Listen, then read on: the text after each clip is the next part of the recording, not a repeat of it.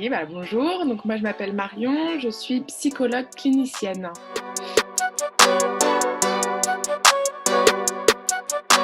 Alors, psychologue clinicienne, qu'est-ce que c'est? Les gens en général connaissent le terme de psychologue.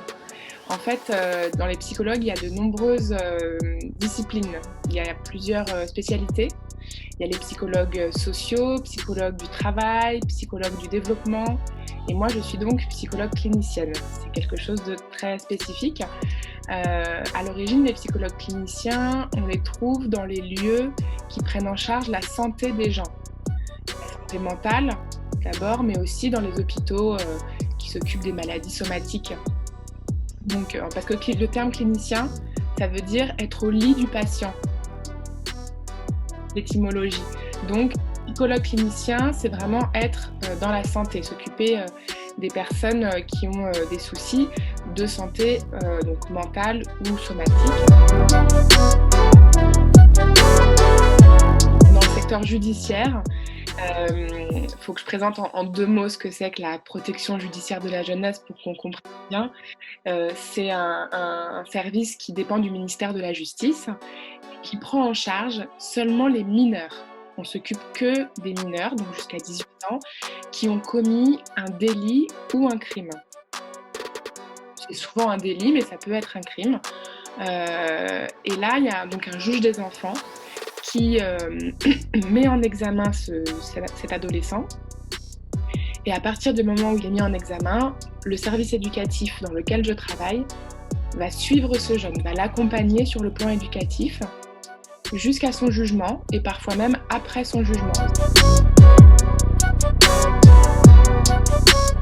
Donc là, tu as ton diplôme de psychologie clinique, tu arrives sur le marché du travail et là, c'est un petit peu compliqué. Ça, c'est une idée connue mais qui est assez vraie, c'est que souvent tu mets quand même un moment à trouver ton premier travail. Moi, j'ai mis 6 mois, mais je sais que parfois, certains, la première année, ont beaucoup de mal. Même si les institutions sont de plus en plus à la recherche de psychologues, comme je disais tout à l'heure, on en trouve de plus en plus des psychologues partout, dans le privé comme dans le public d'ailleurs. Quoi qu'il en soit, c'est vrai que ça peut être bouché à certains moments.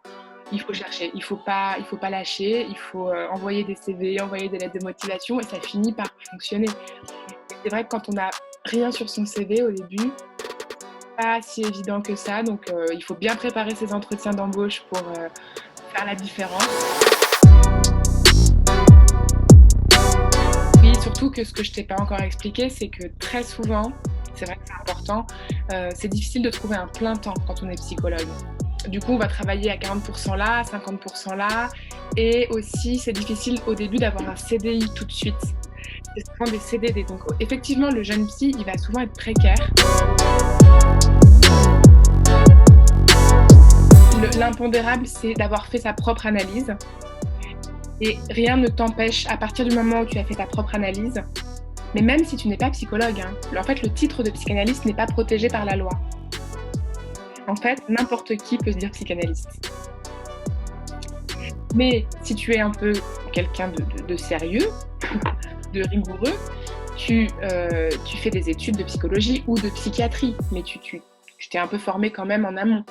Tu as fait ta propre analyse, ça c'est un impondérable.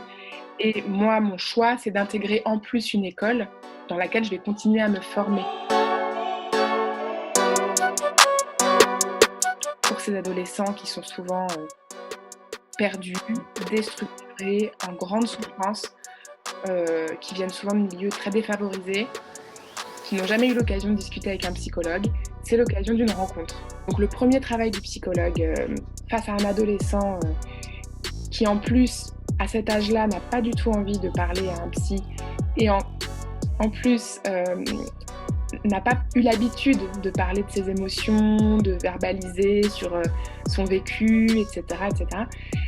Souvent, c'est des murs, on est d'accord. Donc, souvent, on rame.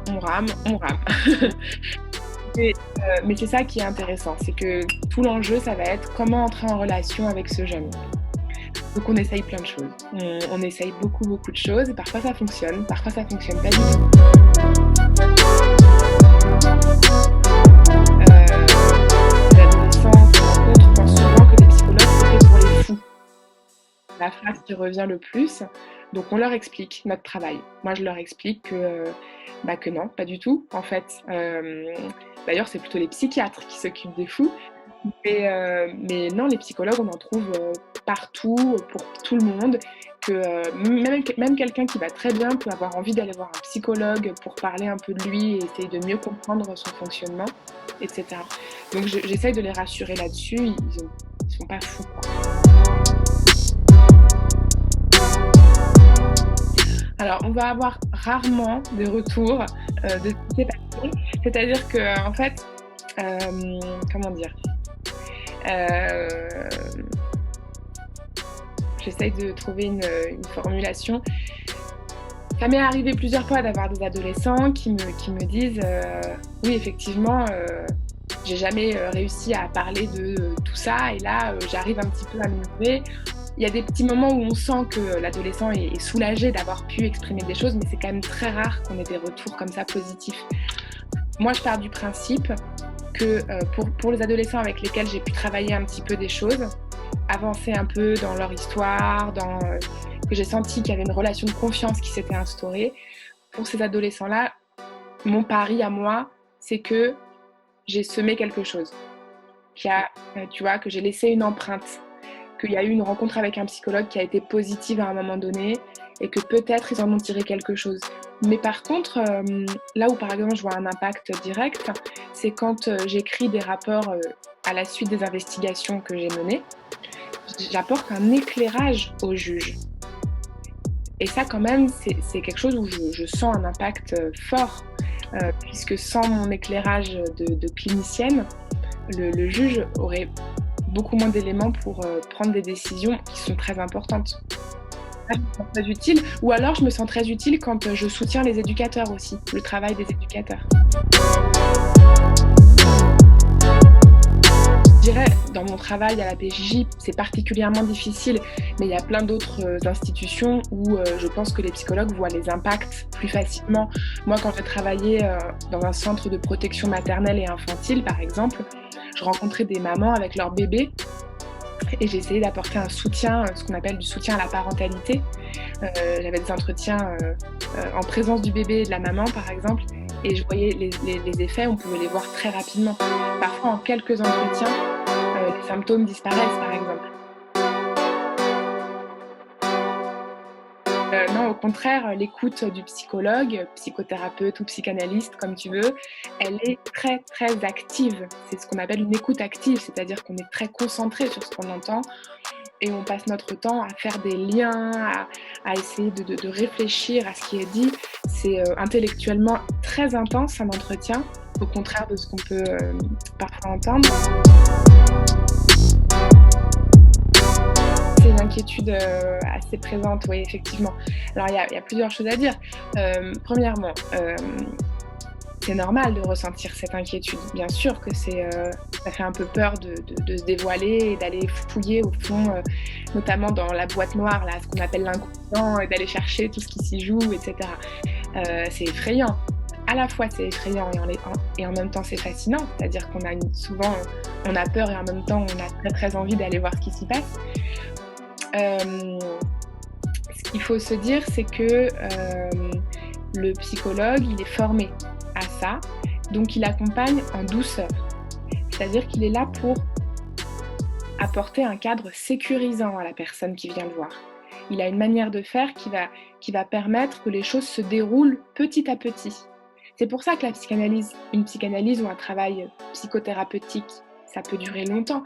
C'est parce que bien sûr qu'on va pas arriver comme des gros bourrins et ce qu'on appelle les mécanismes de défense, chacun en a et c'est qu'on tient debout et qu'on va plutôt bien. Donc l'idée c'est d'analyser ces mécanismes de défense, c'est pas de les détruire. Voilà, c'est ça ce que je veux dire. Donc ça prend du temps, c'est un travail très en douceur et c'est toute l'éthique du psy en fait. Ça fait partie de vraiment notre éthique, c'est de bien préserver le patient qu'on a en face de nous parce que s'il vient nous voir, c'est justement qu'il y a des choses fragiles.